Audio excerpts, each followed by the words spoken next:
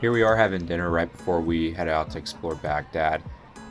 Dinner was really good. They gave us these almost, I would call it like a gigantic hot dog bun with chicken shawarma on the inside with some French fries. No sauce, but they give you a plate of pickles and some purple cabbage. And so here you can see.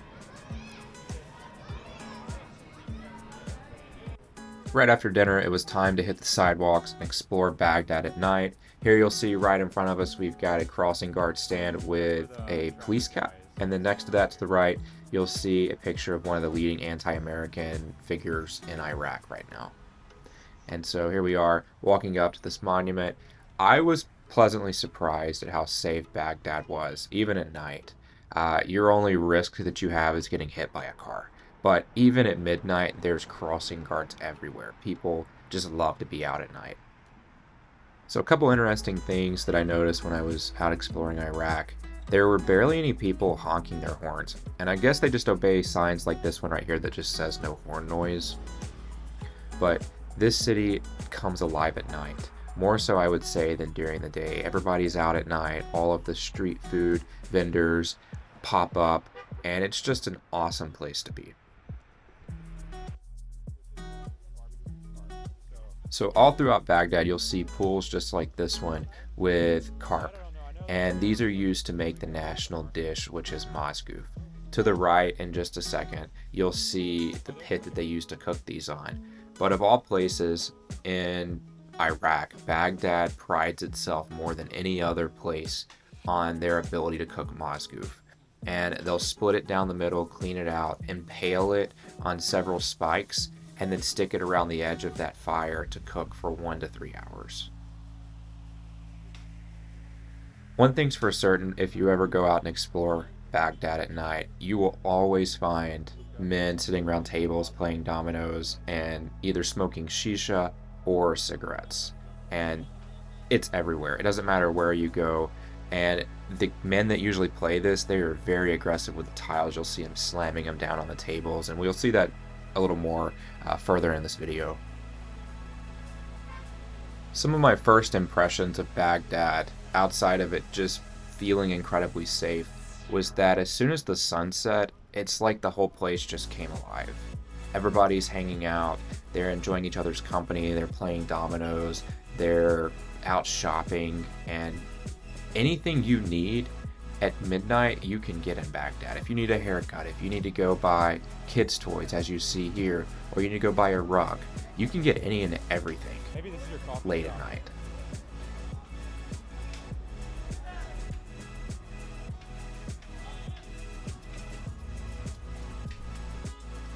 Also came across a pet store here. You'll see a monkey inside of a cage, and this monkey had a chain around its leg, which made me think it probably tried to escape before. But we had a woman in our group who was terrified of snakes, and she was even afraid to walk into this place until she knew that there were no snakes at all. But as you'll see there, it was just birds.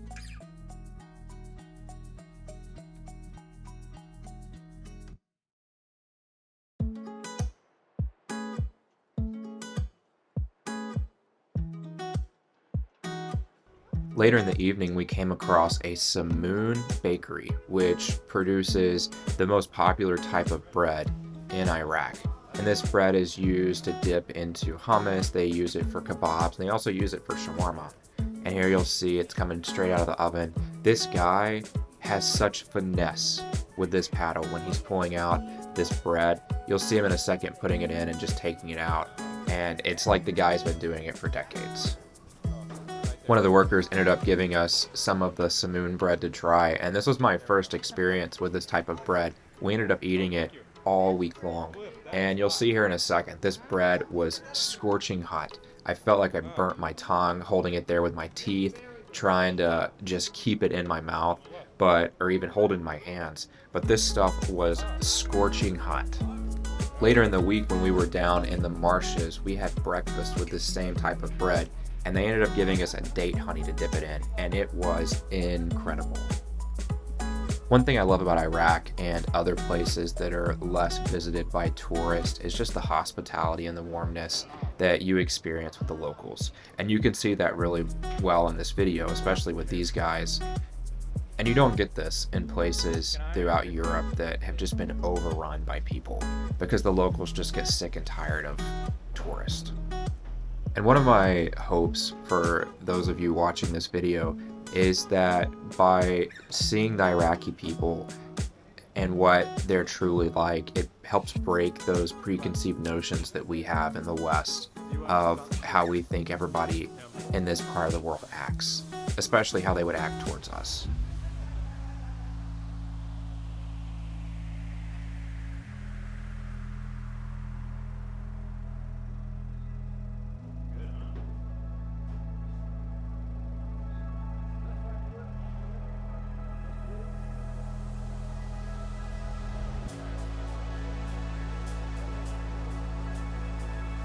Part of me in this moment had wished I'd brought some like pizza sauce so that we could have tested out making some pizza here, because I feel like this guy, the way he handles that paddle, he could make an incredible pie.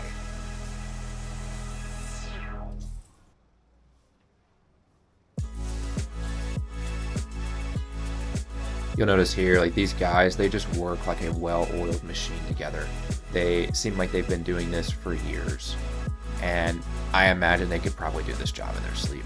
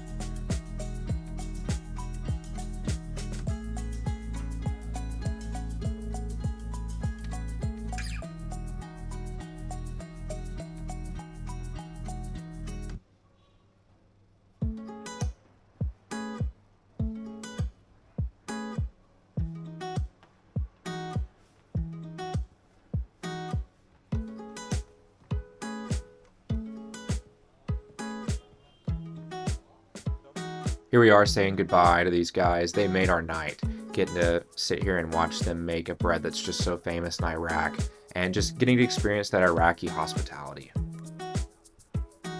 At this point, it's getting close to 1 a.m. in the morning. We're finishing up our nighttime stroll, and as a first day in Baghdad, it did not disappoint. I loved it.